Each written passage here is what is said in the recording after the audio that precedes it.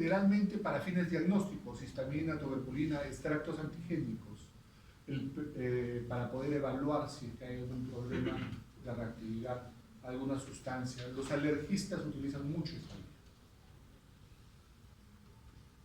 La vía subcutánea ya es un poquito más profunda, ya no es en 20 grados, ya entra en 30 grados y llega al celular subcutáneo, de ahí el nombre, ¿no? Llega al celular subcutáneo que ya está vascularizado y que ya permite una absorción, y al haber más espacio permite que se administren mayores volúmenes. Puede utilizarse el celular subcutáneo del brazo, del muslo, de la cara anterior del abdomen, por ejemplo. Y la idea es que a través de este espacio se absorba hacia el tejido.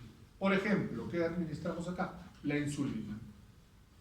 Por ejemplo, ¿qué administramos acá? Las heparinas de bajo peso molecular para anticoagular a los pacientes en el infarto agudo del miocardio, en la tromboembolia pulmonar, en la trombosis venosa. ¿Qué utilizamos acá? Por ejemplo, los estrógenos subcutáneos, en el caso de la anticoncepción, en los implantes subcutáneos, para el tratamiento de anticoncepción de 2, 3, 4 años.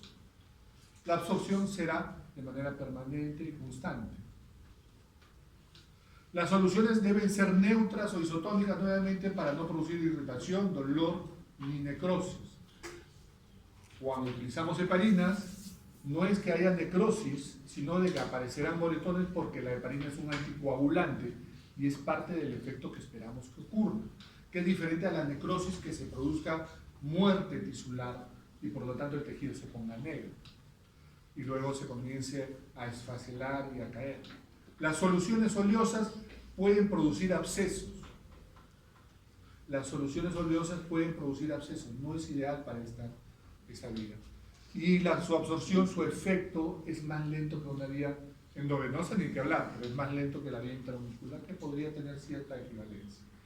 Esta vía, por ejemplo, en el paciente con una reacción alérgica medicamentosa grave, hace un shock anafiláctico o un edema angioneurótico, el paciente va a hacer edema de glotis y potencialmente puede morirse. Por esta vía podemos colocar, por ejemplo, la adrenalina subcutánea y el paciente saldrá rápidamente de la crisis y nos permitirá utilizar ya con tranquilidad un antihistamínico, un corticosteroide. Pero cuando el paciente está ya prácticamente no respira, la adrenalina por vía subcutánea. El paciente llega en paro cardiorrespiratorio, no tenemos vía.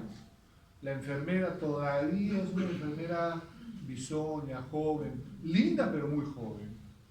Entonces no la vamos a ver si no le decimos ponle por vía subcutánea porque no logra canalizar una vía de repente. La vía subcutánea, la absorción es lenta pero es constante. Creo que retrocedí. Existe forma de depósito, ya hemos hablado de los estrógenos subcutáneos.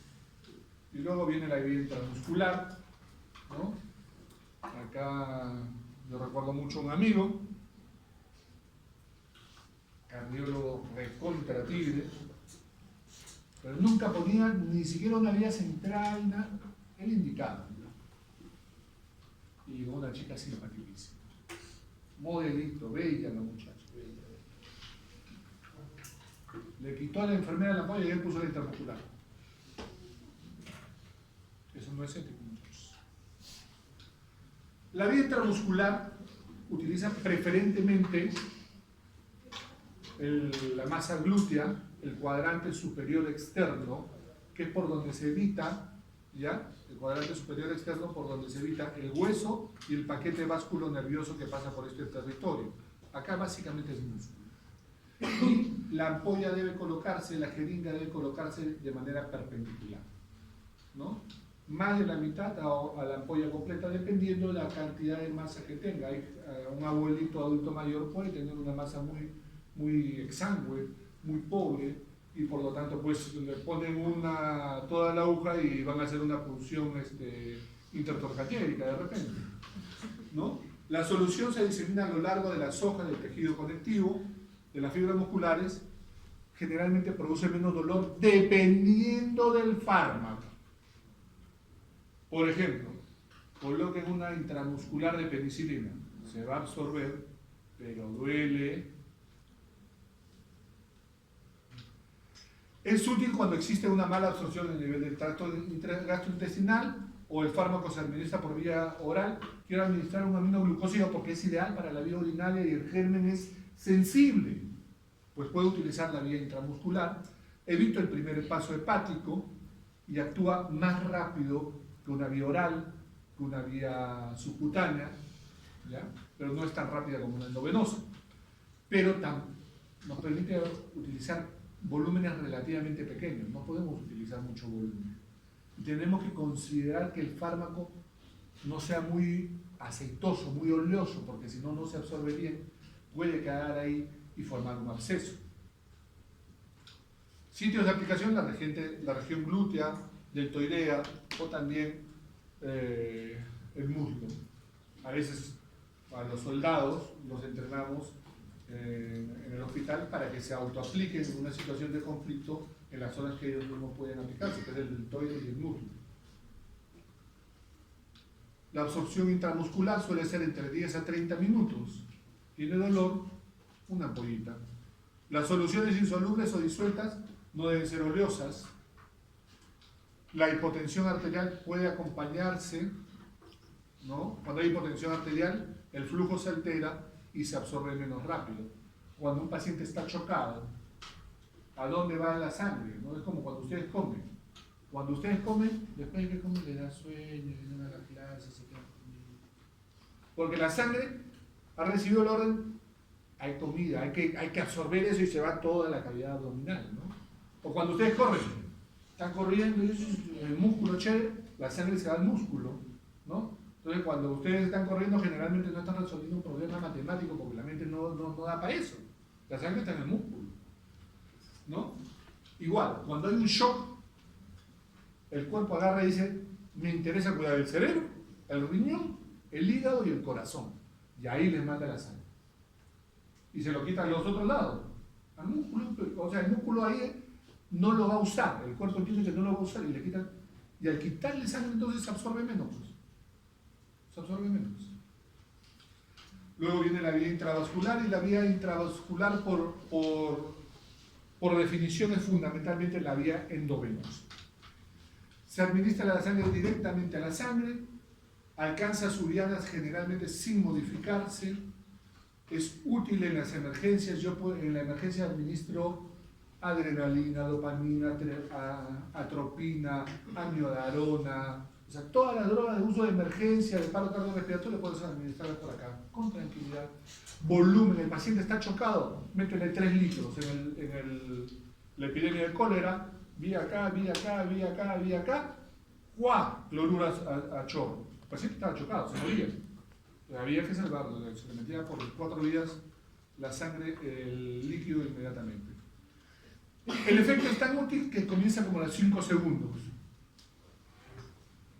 Adrenalina, y tú estás viendo el monitor. Doctor, ya tiene ritmo. 15 segundos. El otro día estábamos así, ya. La enfermera, jeringa, acá, de cloruro, acá de adenosina. La paciente estaba con frecuencia cardíaca de 300. Chocada, todo, listo. Ya, va. ¡Juan! Flash rápido, inmediatamente el cloruro. Todo. Inmediatamente vimos el cuando sale la lineecita, no se asusta, se persina. Y comienza a latir. Salió en un hermoso ritmo sinusal, excelente, muy bien, gracias, hasta luego. Semidioso. Se puede regular si se utiliza la infusión continua. Cuando el paciente está hipertenso o está hipotenso, ¿no? Paciente hipertenso, 200 de glucosa, súbele la nitroglicerina a 10 minutos. Doctor, sigue con 200, súbela a 15. Podemos titular la dosis que queremos hasta obtener la respuesta que querramos. Doctor, está chocado, ponle cloruro, ponle volumen, ponle dopamina, súbele la dopamina, súbele la norepinefrina, hasta que consigues tu objetivo. Nos permite titular. En cambio, cuando intramuscular, una ampolla. Y está puesto. O sea, ¿le quiero subir la dosis? Otra ampolla. Un momentito, no me hacen cargo de ese, pues no. generalmente se utilizan las venas accesibles. Acá está por la foto, pero se trata de que no sean los pliegues, ¿no? Porque los pliegues puede atrofiar la vía, malograrla, ¿no? Se puede interrumpir. Cuando es una infusión continua, la interrumpo, ¿no? Inmediatamente puede pasar la reacción adversa, pero también, si es embolo endovenoso, paciente viene, dolor, le ha recetado tramadolol, ¡guau! Tramadolol, de repente estoy mareado, tengo náuseas, ya está dentro del fármaco, no lo puede sacar. Entonces ahí le das algo para el mareo, le das algo para las náuseas y que se quede descansando hasta que le pase el efecto. Y si tiene una reacción adversa medicamentosa, una alergia, o un espasmo bronquial, etc., habrá que colocarle el antagonista respectivo de acuerdo al síntoma del síntoma. Colocado, ya no se puede sacar. Si es en infusión continua, podemos cortar la infusión. Pero si es en bolo endovenoso, una vez administrado, ya no. Por eso les decía, cuando hace las historias, pegaba al monitor, comenzó a latir. ¿Pueden administrarse fármacos irritantes? Sí. El potasio quema las venas. Los quimioterápicos queman las venas. La miodarona quema las venas. ¿Qué hago yo? Hay venas chiquitas y hay venas grandes. Entonces yo puedo colocar un catéter venoso central en una vena que es de más volumen y puedo administrar con otras sustancias diluido como el cloruro para que no queme tanto, y puedo, de repente en el potasio le ponemos un poquito de lidocaína para que no arda, para que no duela. Entonces, ¿puedo utilizar algunas sustancias irritantes? La respuesta es sí. ¿Podemos perfundir grandes volúmenes? Paciente a chorro, se me está desangrando, ponle un cloruro, ponle 2, ponle 3, abre otro cloruro, gasta, ponle todo el cloruro que sea, tiene que llegar a la sala de operaciones. En sala de operaciones el cirujano tiene que hacer que deje de sangrar. Mi trabajo es que llegue al saco. La vía intraocular tiene por inconveniente que no se puede eliminar administrado. Las reacciones anafilácticas pueden ser graves, porque en una vía oral se va absorbiendo poco a poco y vemos la aparición de la reacción adversa conforme va aumentando la concentración. Acá la concentración en la sangre es alta, de inicio, y por lo tanto las reacciones adversas son graves. Recuerdo a un paciente, le estaban haciendo una prueba y le pusieron la adrenalina por vía endovenosa en vez por vía subcutánea, ¿no? Están haciéndole la prueba y en esa prueba se pone la adrenalina por vía subcutánea, pero la enfermera era nueva, era bisoña y se la puso por vía endovenosa. El paciente comenzó a hacer cefalea, en el monitor hizo arritmia cardíaca e hizo una hipertensión de más de 200, ¿no? Así de inmediato. No se debe administrar soluciones oleosas o suspensiones porque pueden producir embolia grasa.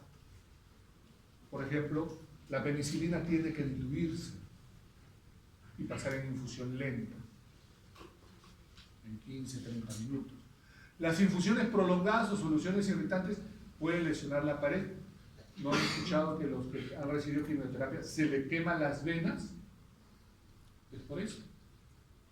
Puede producirse trombosis venosa. Cuando se lesiona la vena primero se inflama, se irrita, duele. Y cuando existe el fenómeno inflamatorio puede haber trombosis venosa. Precauciones: la asepsia tiene que ser estricta y rigurosa. Y hay pacientes que las enfermeras, el personal de salud, las enfermeras de neonatos son espectaculares. No ves las venas y si las ves, el cabello es grueso para esa vena. Y todavía ya agarras así. ¡Jua! Maestra. La línea intraarterial se utiliza poquísimo.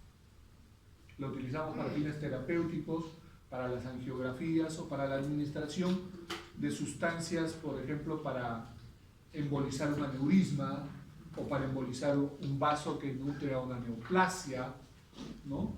En esos casos se puede utilizar, ¿no? Recuerdo mucho un caso de hipertrofia septal en el corazón, el paciente hacía arritmias graves que potencialmente eran fatales. ¿Qué hacemos? Entonces hay que hacer la embolización de la primera rama septal y producir un infarto localizado para que el músculo se adelgace. Ha consumido algo. Y la embolizamos. Y el paciente hizo un pequeño infartito, adelgazó el músculo y se acabó la arritmia. Entonces, las embolias, la línea intraarterial es para determinados casos, no es un tratamiento o un sistema que se utiliza habitualmente. Porque además, punzar la arteria es complicado y si la punzas mal, sangra. Y tú te quedas ahí. He estado 1 hora y media ahí.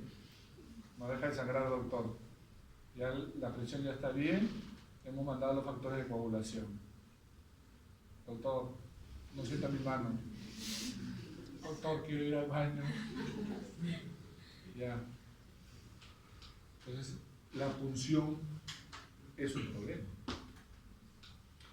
Intralinfática, generalmente es para fines diagnósticos, por ejemplo, para los edemas elefantiásicos, etc.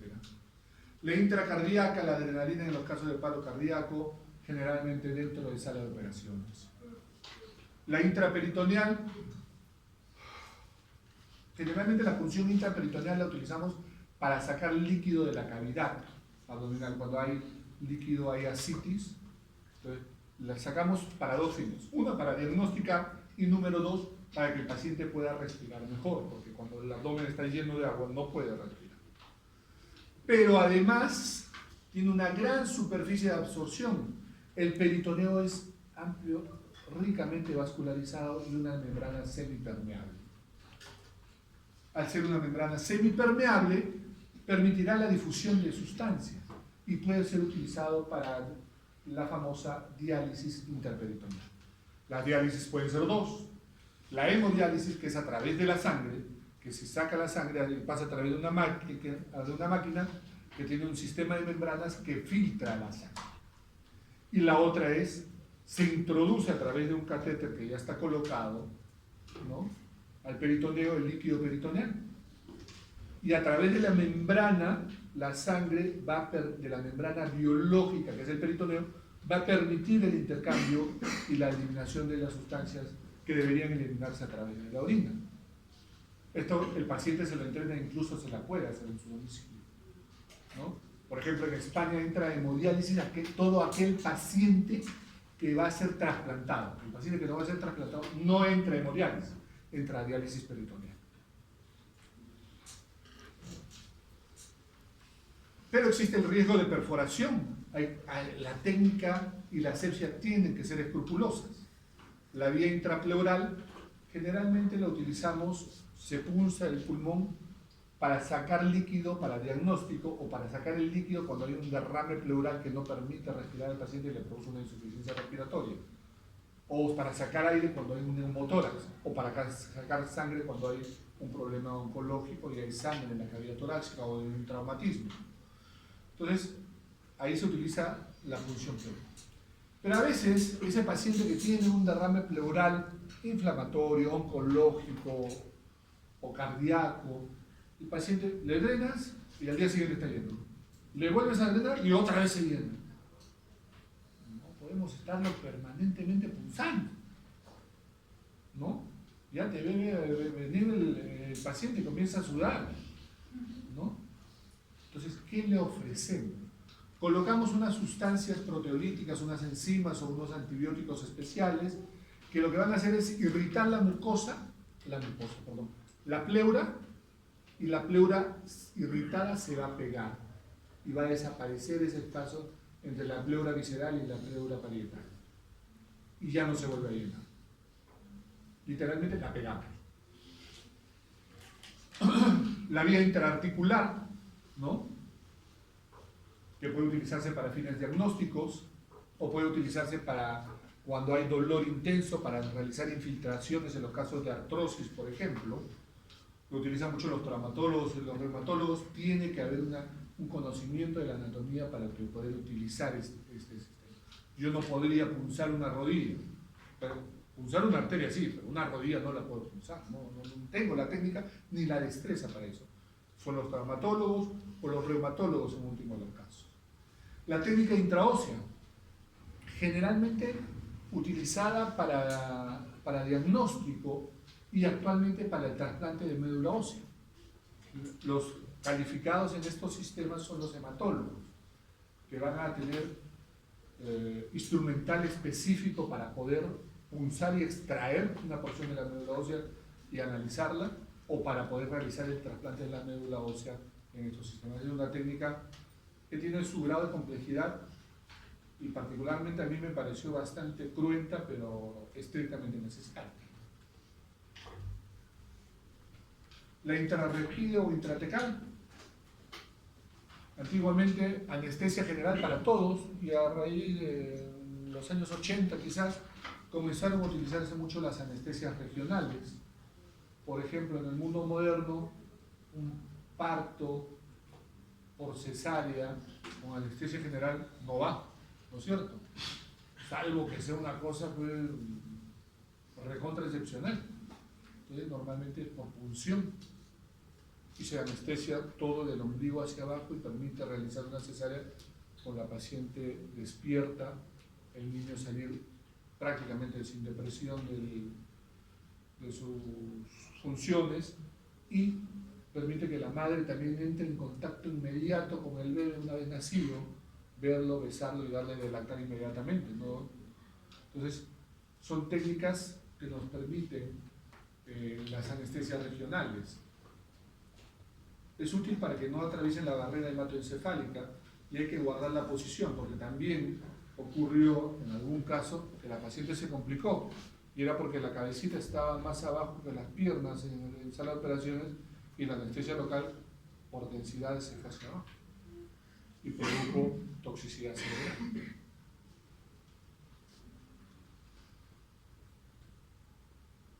Ok. Listo, jóvenes. Preguntas. Hablen ahora o callen para siempre.